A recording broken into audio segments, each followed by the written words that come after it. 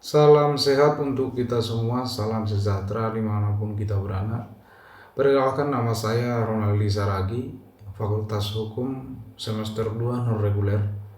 Saya akan mereview ulang pertemuan pertama hukum pidana yang didoseni oleh Profesor Dr. Heni Nuruyeni, SHMH, dan diasisteni oleh Dr. M. Randy Ariandi, SHMH, tentang pengertian hukum pidana. Hukum pidana atau bahasa Belandanya strafrecht merupakan hukum publik yang mengatur hubungan hukum antara individu atau perseorangan dengan negara. Hukum pidana dibagi menjadi dua bagian, hukum pidana material dan hukum pidana formal. Menurut Profesor Moel Jatno, hukum pidana material terdiri dari 3 bagian. Yang pertama, perbuatan pidana, yang kedua, pertanggungjawaban pidana, dan yang ketiga, sanksi pidana. Perbuatan pidana menyangkut asas legalitas, sedangkan pertanggungjawaban pidana yang berhubungan dengan orang berhubungan itu dengan asas kesalahan.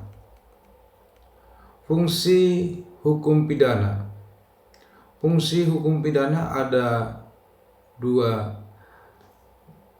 dibagi menjadi dua, fungsi umum dan fungsi khusus. Fungsi umum mengatur hidup masyarakat atau menyelenggarakan tata dalam masyarakat. Fungsi khusus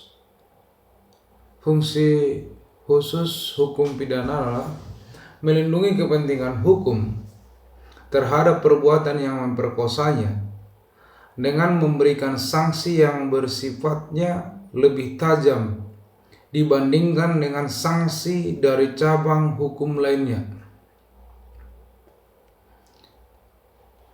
Sumber hukum pidana. Sumber atau asal hukum pidana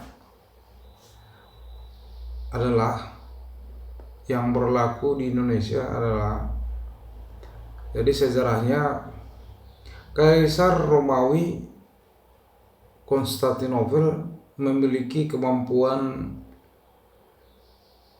menaklukkan jajahannya setelah Kaisar Konstantinopel ada Kaisar Justinus yang mengumpulkan dokumen-dokumen tersebut selama dia menjajah ke negara jajahannya. Karena Romawi menjajah Prancis dan Prancis menjajah Belanda dan Belanda menjajah Indonesia, maka yang kita anut sistem hukum Eropa kontinental yang kita adopsi dari sistem hukum Belanda.